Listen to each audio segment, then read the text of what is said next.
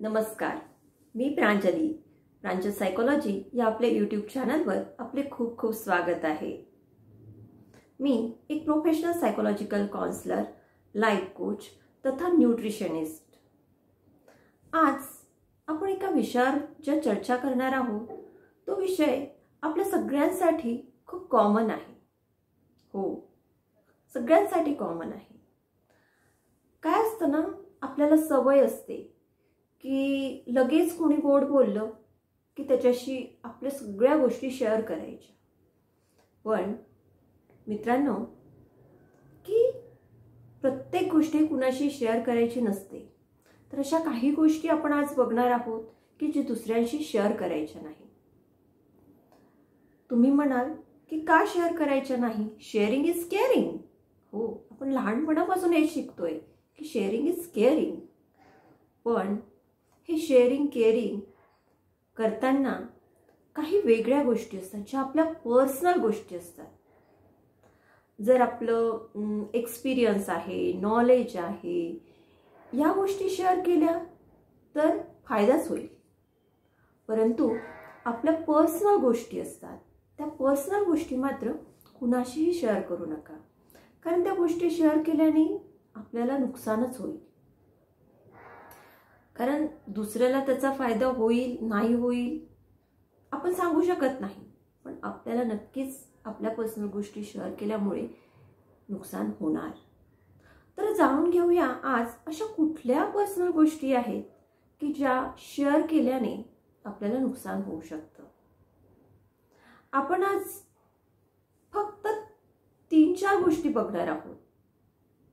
कारण आपल्याला माहिती आहे की जर व्हिडिओ लेंदी झाला तर आपल्याला तो बोर होतो आणि मग आपण मधातून तो सोडून जातो आणि त्यामुळे जी काही महत्त्वाची इन्फॉर्मेशन असते ती आपल्यापर्यंत पोहोचत नाही.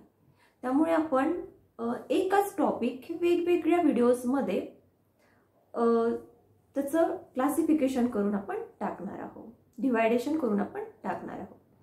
तर आज जाणून घेऊया की आपली काही गोल असतील. आपलं पहिलं जी पर्सनल गोष्ट आहे ती कुठली आहे? तर पहिलं आहे की आपले गोल्स असतात, आपले स्वप्न असतात, आपली इच्छा असतात, या कुणाशीही शेअर करू नका. आता तुम्ही म्हणाल की का शेअर करायचं नाही? की माझी इच्छा आहे की मला हे करायचं आहे, ते मी प्रगट झालो, लोकांना सांगितलं तर लोक काय करणार आहे? लोकांना काय प्रॉब्लेम आहे? ते मला प्रोत्साहितच करेल. पण सगळेच लोक असे नसतात हो. कारण आता मी तुम्हाला एका उदाहरणाने सांगते. तर आपण बघूया इच्छा, गोल आणि स्वप्न या 3 पैकी आपण पहिलं घेऊया इच्छा. की एक मुलगी आहे आणि मुलगी आहे, मुलगा आहे, तुम्ही काही इमॅजिन करू शकता. आणि त्या मुलीला वाटतंय की मला ना मोठं बनून पोलीस बनायचं आहे, पोलीस ऑफिसर बनायचं आहे. आणि ती इच्छा आपल्या फ्रेंड्सकडे, आपल्या रिलेटिव्सकडे व्यक्त करते की मला ना मोठं होऊन पोलीस ऑफिसर बनायचं आहे आणि जनतेची सेवा करायची आहे. हे आपल्या देशाची काही चाललंय ना, त्याच्यावर मला काय म्हणतो आपण, त्याचं थांबवायचं आहे. सो तिची इच्छा आहे, ती बोलून गेली आहे. पण अशी काही लोक असतात, कारण सगळीच लोक चांगली नसतात, सगळीच लोक तुमच्याबद्दल चांगला विचार करतात असं नाहीये. सो काही लोक काय म्हणतील, काय तुझी हेल्थ बघितली का, किती किरकोळ आहे आणि म्हणे पोलीस ऑफिसर बनायला चालली, 4-4 दिवसांनी आजारी पडतेस, असं कोणी म्हणू शकतं. तर कुणी म्हणू शकतं मोठी आली आहे देश सेवा करायला, आधी आपला स्टडी कर, असं कोणी म्हणू शकतं. तर कुणी म्हणू शकतं मुलगी आणि पोलीस ऑफिसर, काय डोकं वगैरे फिरलंय की काय?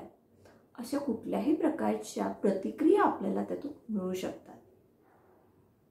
आणि होतं काय की या प्रतिक्रिया मिळाल्यावर आपली जी इच्छा असते त्याला कुठेतरी डिमॉनिटाईज केल्या जाते, म्हणजे डिमोटिवेट केल्या जाते.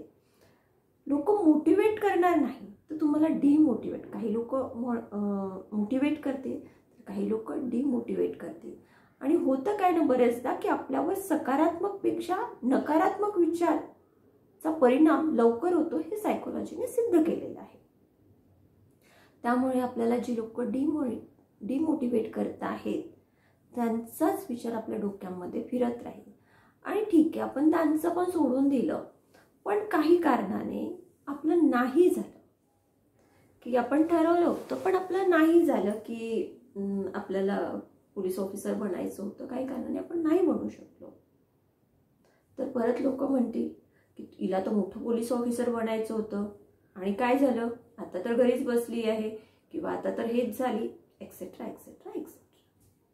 सो जी काही इच्छा आहे ती बोलू नका, आपलं काम आपण करत राहा. सेकंड, आपण जाऊया की गोल.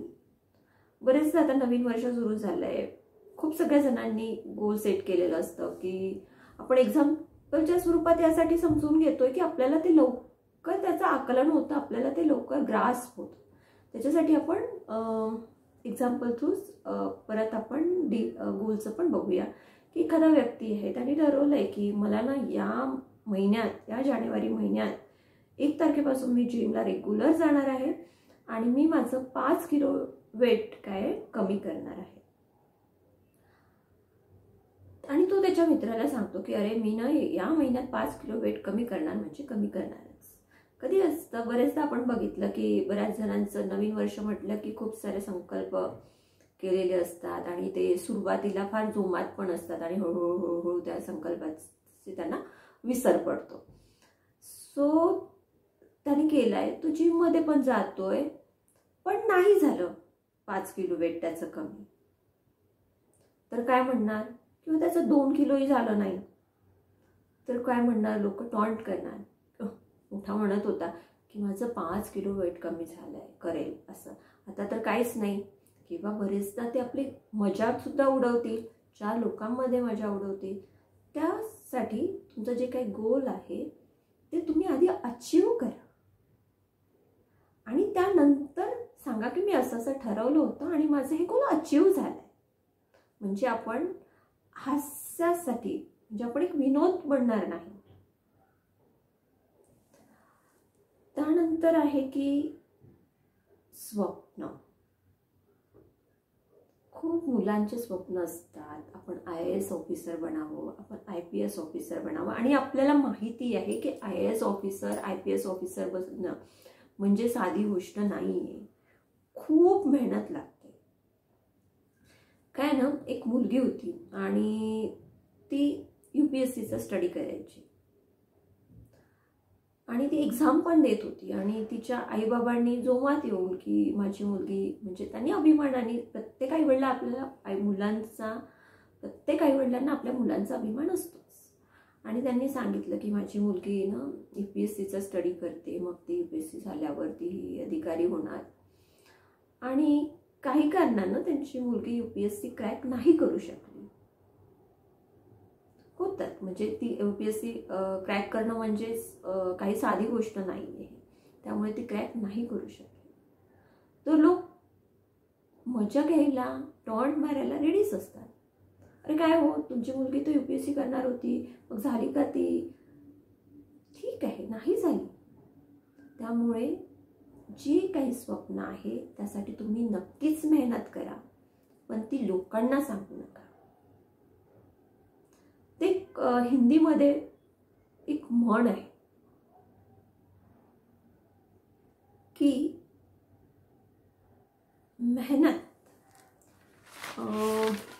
मेहनत अशी करा, म्हणजे तुम्ही जे काय मेहनत अशी इतनी खामोशी से करो, मेहनत इतनी खामोशी से करो की सफलता शोर मचा दे. पण आपलं बरेचदा काय होतं की आपण मेहनतच मोठ्या शोरमध्ये सांगतो लोकांना की मी असं करते, मी तसं करते. नको. ती नेहमी हिंदीची एक म्हण, एक कहावत लक्षात ठेवा की मेहनत इतनी खामोशी से करो की सफलता शोर मचाते. मला वाटतं तुम्हाला कळलं असेल की आपल्याला का आपल्या सिक्रेट्स गोष्टी, का या गोष्टी आहेत आपल्याला त्या लोकांसोबत शेअर करायच्या नाही आहे. त्यानंतर आपण फोर्थ पॉईंटकडे जाऊया की इन्कम. आपलं इन्कम, आपली प्रॉपर्टी, आपली सॅलरी हे कधीच कुणासोबत शेअर करू नका. तुम्ही म्हणाल की शेअर केल्याने काय होतं, कोणी काय आपली घेऊन घेणार आहेत, पण तेही मी तुम्हाला एका उदाहरणाच्या सांगते. तुमच्याकडे कमी असेल तरीही सांगू नका. तुमची सॅलरी कमी आहे, तुम्हाला इकॉनॉमिकल प्रॉब्लेम्स आहे, पैसे कमी आहे, तरीही ते शेअर करू नका. आणि जास्त असेल तरीही शेअर करू नका. आपण ही एक उदाहरणात समजून घेऊया की 2 फ्रेंड्स असतात. रोज ते वॉकला जातात, सकाळी मॉर्निंग वॉकला जातात. आणि त्यातला एक फ्रेंड असतो, तो म्हणतो की अरे माझी, म्हणजे सहज अशा गप्पा गोष्टी होतात. आणि होतं काय ना बरेचदा की आपली सहज कुणाशी तरी ओळख होते, सहज आपली मैत्री होते आणि त्या मैत्रीमध्ये आपण आपलं सिक्रेट बोलून जातो. म्हणजे आपल्या पर्सनल गोष्टी बोलतो. आपले सिक्रेट नाही म्हणणार मी, की आपल्या पर्सनल गोष्टी आपण बोलून जातो. तर त्यावेळी काय होतं ना की तो एक मित्र म्हणतो की नाही रे, माझी सॅलरी फार कमी आहे आणि त्यामुळे मला सगळं फॅमिली चालवायला, सगळं एज्युकेशन मुलांचं खूप माझी तारेवरची कसरत होते. देन काही दिवसांनी काय होतं की मित्रांचं ठरतं की आपण कुठेतरी आउटिंगला जाऊ. आणि मग ते 4-5 मित्र करतात की कुठे आउटिंगला जायचं, काय जायचं. आणि मग एक हिल स्टेशन त्यांचं डिसाईड होतं. आणि ते हिल स्टेशन डिसाईड झाल्यावर ज्या मित्राकडे ज्याचं इन्कम कमी आहे तो बोललेला असतो की माझं इन्कम कमी आहे, त्यामुळे मला घर चालवायला, शिक्षणालाच खूप तारेवरची कसरत करावी लागते. तर त्या मित्राला, ज्या मित्राकडे तो बोललेला असतो, तो मित्र म्हणतो की तुला नाही परवडणार, तू अफोर्ड करू शकत नाही, तुला नाही परवडणार, कारण तिथला खर्च खूप जास्त आहे आणि तुझं इन्कम तर फार कमी आहे. त्यावेळी काय होतं, 4 मित्रांमध्ये आपली इन्सल्ट होते आणि आपल्याला दुःखही होतं की अरे 4 लोकांमध्ये हा मला बोललाय की तू अफोर्ड करू शकत नाही, तुला नाही परवडणार ते आउटिंग, ती खूप एक्सपेन्सिव्ह आहे. वाईट वाटतं ना. त्यामुळे आपली फायनान्शियल कंडिशन, आपलं इन्कम कमी असेल तर ते शेअर करू नका. ते आपलं पर्सनल आहे, ते पर्सनल असू द्या. त्यानंतर आपण विचार केला की आपलं इन्कम खूप जास्त आहे. आपण म्हणतो की काय 10-20 हजार माझ्या घरी कधीही पडलेलेच असतात, कुठेही पडलेले असतात 10-20 हजार. नेहमी माझ्या कपाटात उघडून बघितलं तर 5-25 हजाराला तर काही हेच नाही, कधीही असतात पडलेले. त्यावर काही लोक काय म्हणू शकतात की काय घमेंडी आहे, काय बडायक्या मारतो की माझ्या घरात कधीही 5-25 हजार रुपये पडलेले असतात. आणि त्यातल्या काहींना जर गरज पडली आणि त्यांनी म्हटलं की हां तुझ्याकडे असेच पडलेले असतात ना, तर मला दे, मला थोडं काम आहे, तर तुम्ही देणार आहात का? नाही ना. मग आपलं इन्कम का म्हणून दुसऱ्यांसोबत शेअर करायचं? नाही करायचं. कमी असेल तरी शेअर करू नका, जास्त असेल तरीही शेअर करू नका. त्यानंतर आपण जाऊया आपल्या 5th पॉईंटकडे. तर आपला 5th पॉईंट आहे की आपला भूतकाळ. प्रत्येकाला काही ना काही भूतकाळ असतो, प्रत्येकाला पास्ट असतो. तर तो पास्ट जो आहे तो कोणासोबतही शेअर करू नका. ओके, पास्ट कधीच कुणासोबत शेअर करू नका, बिकॉज पास्ट असतो आणि पास्ट लोकांना माहीत झाला त्याचा आपल्या प्रेझेंटवर परिणाम होऊ शकतो, आपल्या दैनंदिन जीवनावर परिणाम होऊ शकतो. कसं आहे, स्पेशली महिलांचं, मी सुद्धा एक महिला आहे, पण महिलांचं होतं कसं की त्यांची मैत्री लगेच लवकर होते आणि त्या मैत्रीमध्ये आपण भावनेच्या आहारी, विश्वासाने खूप गोष्टी सहज बोलून जातो. मग एक उदाहरण देते मी की 2 मैत्रिणी होत्या, त्यांची सहज ओळख झाली, ओळखीचं रूपांतर मैत्रीमध्ये झालं. आणि एक मैत्रीण सांगायला लागली दुसरीला की अगं ॲक्च्युअली ना माझ्या पास्टमध्ये असं झालं की आमच्या घरी ना एक काका यायचे आणि ते काका ना माझी छेड काढायचे. ते कुठे कुठे मला हात लावायचे वगैरे वगैरे, आणि मी असं आधी ते गंमत केल्यासारखं वाटायचं. मग त्यांचं ते वेगळंच झालं एक्सेट्रा. त्याची खूप आतमध्ये दुःखद वेदनादायी गोष्ट जी होती ती तिने कुठेतरी लपवून ठेवलेली होती आपल्या एका कोपऱ्यामध्ये, की ती आठवली तरी तिला त्रास व्हायचा. पण भावनेच्या आहारी येऊन विश्वासाने तिने ती गोष्ट आपल्या त्या मैत्रिणीशी शेअर केली. आणि शेअर केल्यावर काय झालं की त्या मैत्रिणीने तर खूप दुःख व्यक्त केलं की नाही गं, खूप वाईट झालं तुझ्यासोबत, की असं नाही, हे लोकं म्हणजे जेंट्स असेच असतात, काही कुणावर विश्वास ठेवून नाही, कुठला काका आणि कुठला मामा एक्सेट्रा एक्सेट्रा एक्सेट्रा. पण असं म्हणतात की बायांच्या पोटात गोष्टी, महिलांच्या पोटात गोष्टी काही पचत नाही. सो तिच्या पोटात ती गदगद गदगद गदगद गदगद व्हायला लागली. कुणाला तरी सांगावं, कुणा हिच्या लाईफमध्ये असं घडलं होतं, हिच्या पोटात असं घडलं होतं. ती दुसरीला सांगते, दुसरीच्या पोटात गदगद गदगद व्हायला लागते, ती तिसरीला सांगते, तिसरीच्या पोटात गद. असं करता करता ती 10 स्त्रियांना माहीत होती, 10 महिलांना माहीत होती, 10 बायांना माहीत होती, आपल्या सरळ शब्दात म्हणायचं म्हटलंच तर. आणि मग प्रत्येकाची बघण्याची तिच्याकडे नजर सुद्धा बदलते. आणि काही आपुलकीने म्हणून येऊन, हो का गं, तुझ्या बाबतीत असं झालं होतं का गं, असं झालं का गं, खूप वाईट झालं गं, असं म्हणून. म्हणजे जी गोष्ट ती स्त्री, ती महिला विसरण्याचा प्रयत्न करत होती, पण तिच्या एका चुकीमुळे, एक विश्वासाने तिच्या एका मैत्रिणीजवळ ते बोलल्यामुळे ती गोष्ट परत परत तिच्या कानावर यायला लागली, परत परत त्या गोष्टीची आठवण व्हायला लागली. तेव्हा त्यामुळे आपल्या भूतकाळातील पर्सनल गोष्टी शेअर करू नका. सो मला वाटते की आपला व्हिडिओ बऱ्यापैकी लांबलाय. खूप सारं मला आणखी सांगायचं आहे की आपल्याला काय काय गोष्टी शेअर करायला नको. तर उर्वरित ज्या काही राहिलेल्या गोष्टी आहे, पर्सनल गोष्टी आहे की ज्या आपण दुसऱ्यांसोबत शेअर करायला नको, त्या आपण पुढील व्हिडिओमध्ये कव्हर करूया. त्याआधी मला सांगायचं आहे की माझ्या प्रांजल सायकोलॉजी या यूट्यूब चॅनलवर जर तुम्ही नवीन असेल तर प्लीज सबस्क्राईब करा.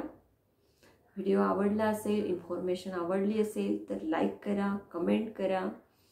कारण मला खूप आवडतं, कारण माझ्या आधीच्या व्हिडिओजमध्ये मी बघितलं की मला कमेंट करून खूप छान छान तुम्ही कमेंट्स केलेल्या आहेत, आणि त्यामध्ये काही सजेशन्स पण, किंवा तुम्हाला काही तुमचे काही डिमांड्स आहेत की मॅम तुम्ही या विषयावर व्हिडिओज बनवा.